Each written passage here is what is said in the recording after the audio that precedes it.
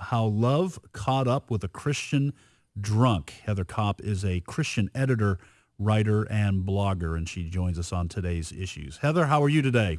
I'm great. How are you doing? Doing fine. Ed Vitagliano with Fred Jackson. We're going to be talking to you about this book, and before we get started, I've got to tell you that you, of course, you are a professional writer, so this shouldn't be a surprise, but this book has some just amazing insights about the issue of Christians as they battle addictions. But let me ask you first off, for a lot of people who are listening or watching online, don't most Christians treat that as an oxymoron? Addicted Christians? We're not supposed to really have anything controlling our life. What would you say to people who say, I don't believe that Christians can be addicted? Yeah, that's a great question. I didn't believe Christians could be addicted either. In fact, I always thought, well, I could never become an alcoholic. If I just never drink, then I'll never drink too much, and then I can never become addicted.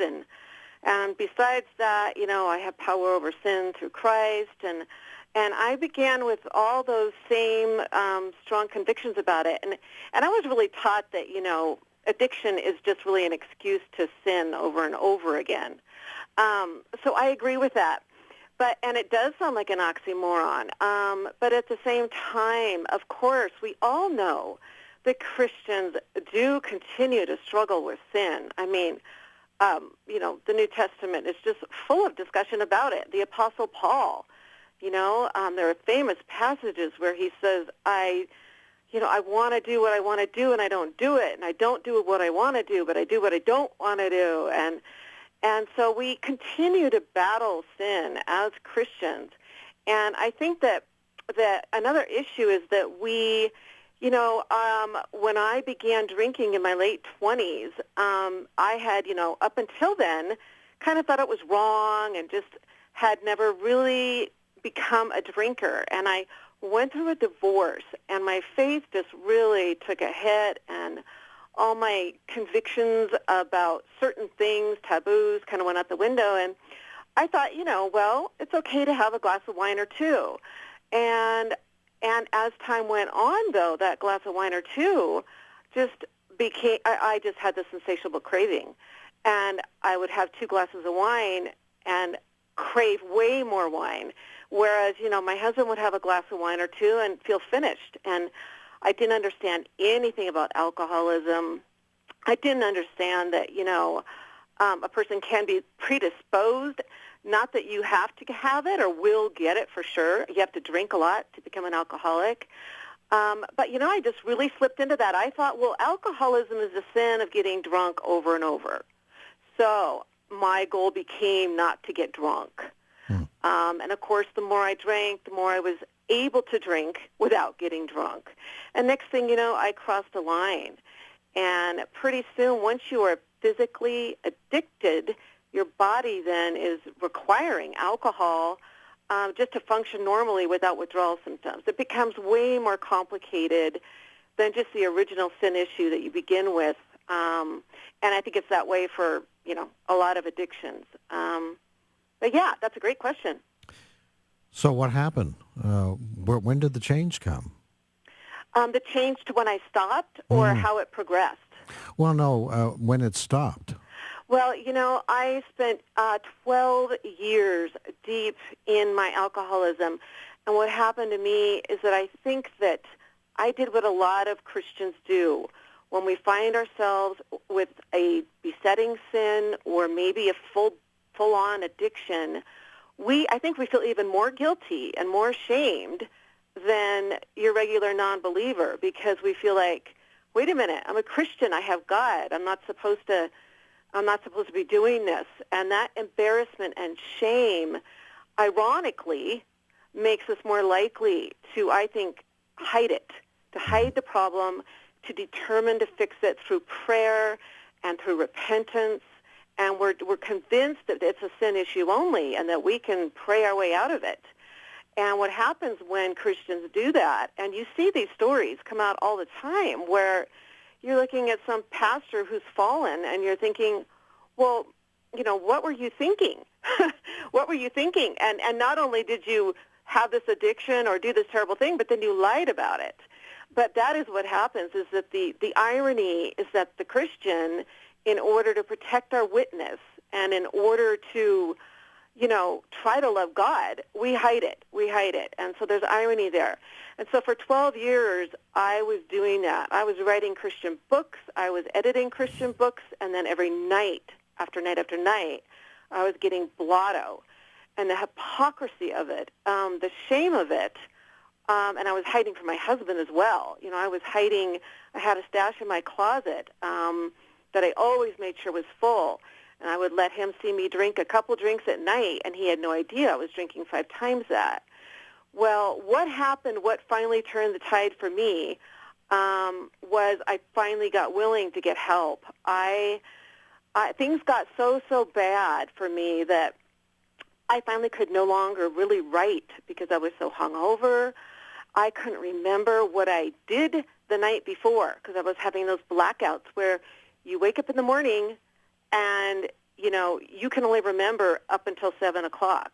So I began taking notes to tell myself, notes at night while I'm drinking so that tomorrow I can remember what I did and pretend to my husband that I remember. And so that's how bad it was getting, and that terrified me. It terrified me. And, I was just in such despair, and I wanted God to just, deliver me. God can deliver people instantaneously from alcohol and drugs, and I know it happens. And I wanted that to happen. I just wanted to wake up, and I wouldn't need alcohol and drugs anymore. But that never happened. Finally, one morning, though, something very close to that did happen. I had this spiritual moment of breakdown where I just couldn't go on another day, and I fell to my knees sobbing, and I begged God to save me in a way that I had never begged in my life. I mean, it was the first time really that I think I've been completely, fully desperate for God. I'd been a Christian and had a nice little Christian life for years, but I had never truly known how much I needed saving and felt that depravity. And anyway, I had this huge surrender, and I got up and I thought that was it. Okay, God did my magic miracle. I'm not going to drink again. And that afternoon I drank again. And I thought, oh, my God. I was just despondent. And then I realized that God hadn't delivered me, cold turkey from alcoholism. But what I had now was a willingness to get help. And when my husband came home that night, I told him the whole truth and how physically addicted I was and, called the insurance companies. And I had to go to treatment. I was so far gone that basically, my insurance wouldn't pay for treatment unless I had a medical detox that was supervised because you can die from quitting drinking suddenly. And so anyway, then I went into treatment. And from there, I got into recovery, and I've been in recovery now for 6 years, and sober for about 5.5 because I had a relapse for 2 days at 6 months. But I haven't had a drink in 5.5 years, so that was kind of the turning point for me. We're talking to Heather Kopp, who is author of Sober Mercies, How Love Caught Up with a Christian Drunk. Heather, as I said, when we began this interview, you have a lot of great insights that I think would be very helpful, not just to people who are struggling with an addiction to alcohol, but just some wonderful truths that would help Christians in any battle against any, as you called it, as the Bible calls it, a besetting sin. One of the things that you mentioned, and it goes to the heart, I think, of a lot of American Christianity, which is we hear certain things and we believe that inoculates us against any real struggle with sin. You say in your book, for decades, I had heard the same truths over and over in a language that had become so familiar that everything I heard rang of something I thought I already knew. And I thought that was so insightful because a lot of Christians believe they've already gone as far, they've already gone as deep as God wants them to go. But what they have really is head knowledge that hasn't transformed their lives. Yes. Why don't you address that? I thought it was a great insight. Oh, yes, it's so true. I mean, I think it happens for a lot of us. We're involved in our church, and we're we're good Christian people, and we learn to believe a lot of things that are true about God and the Bible, and I had a lot invested in this belief-based faith, and didn't really even understand how much I was missing in my heart, and the big, huge difference between having a lot of beliefs and actually in your life relying and trusting in God. And that was a big piece that I was missing. And, the other thing is that, after I got sober, and I got into recovery, and people would ask me, well, what did you find outside of church that you couldn't find, or in recovery, that you couldn't find in the church? And I think there are a lot of wonderful Christian-based recovery programs out there. Celebrate Recovery for one, and then there are also a lot of more secular recovery programs like AA and others. And these days there's probably, 5 or 6 that are common. But for me, I think I couldn't get sober just by church alone, simply for the reasons you just said is one of them. I became an addict while I was in church.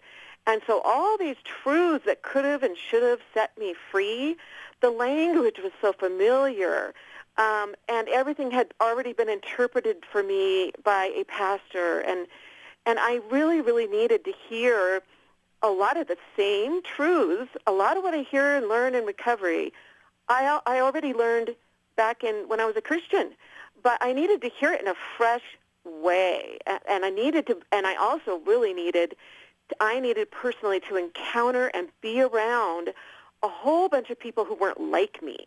I had just become so sheltered in my little Christian world, and it was just, I think it was a little suffocating or something. And I didn't interact enough with, I couldn't remember the last time that I had talked to a non-Christian, before recovery, that I had talked to a non-Christian about my faith or my spiritual life. And it was because I hung out with all Christians. I only knew Christians. I had this very safe, cocooned life where everyone's like me that I know.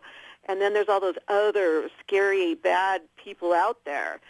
And, getting into recovery for me was huge in being able to, you walk into a recovery meeting and it is filled with people who are desperate, people who are broken. People come, stumbling into those rooms, and they're just, want help and need help, and it's everywhere.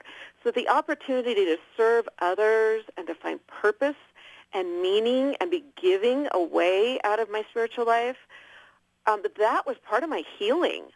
That just was not happening in my Christian life prior to recovery. And, I talk about how God didn't miraculously whammo blammo heal me. But today, I am so grateful he didn't. If God had given me that instant wham, bam, you're perfect now, Heather, and you're no longer alcoholic, you're never going to want to drink again, I just would have gone on my merry way, But instead, I get this every single day. I rely on God to keep me sober. And that is a daily miracle, and I get to stay desperate for God, and that is a gift. Heather, what do you do today when you are tempted? And you say that temptation is still there. What is it that you do? That's a great question. A lot of people are under the impression that an alcoholic who's in recovery is, just constant, that how we stay sober is by resisting temptation over and over and over. But what happens, especially when you've been in recovery for 8 months or a year or longer, is that eventually that kind of outward temptation and that obsessive thinking about alcohol is completely removed. God did remove that from me, that obsession to drink. But I begin every day still asking God to keep me sober today, because it is something that can creep back up on us. It is something, people are like, why do you continue to go to meetings? Why do you continue to, aren't you fixed now? So both things are true. On the one hand, God has removed the obsession. And if I had to white knuckle it every single day or every time I saw someone having a drink, I would never stay sober. God has removed the obsession. But on the same token, I get to keep going to meetings. I get to keep relying on God. And if everyone who got well decided to stop going to meetings or be in recovery, who would be in that room when people like me finally come stumbling in? So for me, it's a lifelong journey.